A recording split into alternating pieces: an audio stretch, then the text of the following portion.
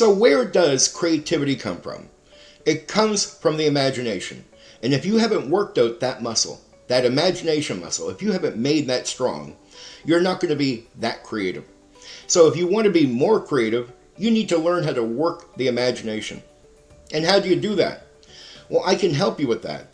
But let's talk a little bit more about how the imagination lines up with creativity and why it works that way. I mean, it's simple. Try a brainstorm. Where are your thoughts coming from? You're imagining your life experience. You're imagining things in your head. You're bringing up images. And that is helping you think. It's helping you come up with ideas.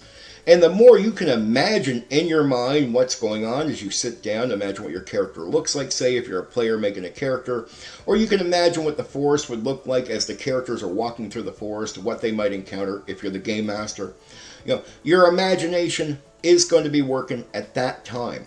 Are you someone who says, I have a hard time running my imagination. I have a hard time picturing everything in my head? Well, if you do, well, then you lack bringing your creativity side, or at least its full potential, to what you're doing.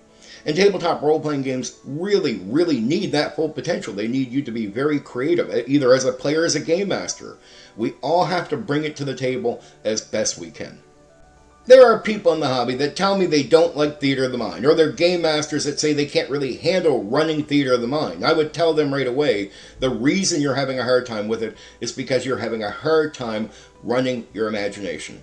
Because the better you can run the imagination, the more use you are to it, the more you'll remember things, right? Like, so if you imagine where that, how that round went, where the characters are compared to the enemies, it's easy, because you pictured it, to remember it in the following round through your imagination.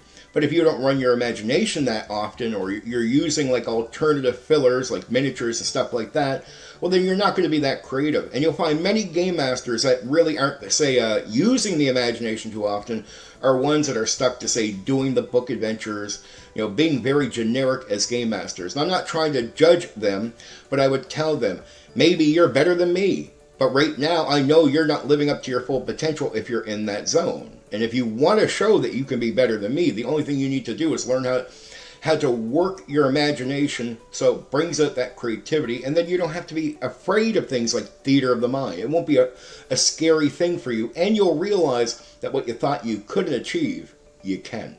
And then we get to improvising. Game masters run games where players will do some crazy things. Next thing you know, they're in an area within the game where the game master hasn't prepped anything. Well, they can choose to stop the session.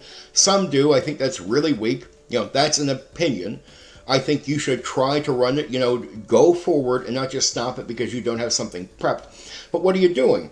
Improvising means you're making stuff up because you don't have something prepped there. Well, the better you can run your imagination, the faster you can think, the easier you can see the scene, the faster you can come up with the, what would be the filler there.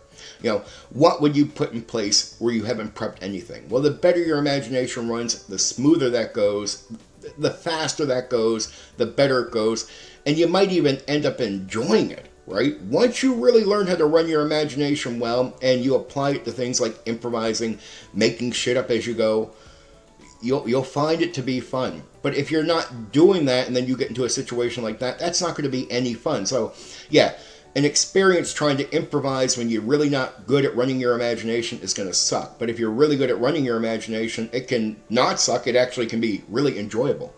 Maybe you are one of those people out there that say that you're not creative. You're convinced that you're not creative. Well, I would tell you that you're lying to yourself. Everyone in this world can be creative. Everyone has a creative side to them. There is potential in there. They just need to know where it comes from and then how to make that thing stronger, right? And that is the imagination. I want you to do me a favor. Before you write out your adventure, before you make your character, I want you to find music that pushes you, that moves you, and I want you to listen to some of that music before you make the character, before you make the adventure, and I want you to imagine the character, or to imagine the adventure, where the characters will go, stuff like this. Don't play the music while you're actually trying to make the character, while you're making the adventure. I'm saying do this beforehand. Sit down for half an hour or something like that and listen to some music, and just imagine this stuff. And if you want, at the end of that, make some notes. but just run it through your head and then go into making your character. Then go into making your adventure. And if you're not doing anything that week and you can find a half an hour to an hour, do me a favor. Go somewhere, put a set of headphones on, find some music that moves you, makes you think, that you find really does help you run your imagination, and play that music. And run out stories in your head. I don't care. Make them up as you go. But do it for like a half an hour or an hour once a week. Think of it like going, to the place to work out, to lift the weights. That's what you're doing, and you're doing it with your imagination. I promise you that if you have not been creative or you feel like you can't be creative, you do this for even 2 or 3 weeks. Line it up with either having an hour to yourself or say like a half an hour to an hour before you make the adventure of the character. You will improve and you'll find that you are creative, actually very creative, and that there's a lot of potential there. We just need to get it out of you. All right, for now, take care. You know what you can do? You can hit the like button. You can share the video. Oh, and there's another button you can press. That one that lets you subscribe to my channel for more content. Oh yeah, there's that bell thing. You can press that so you know when I've uploaded a new video right away.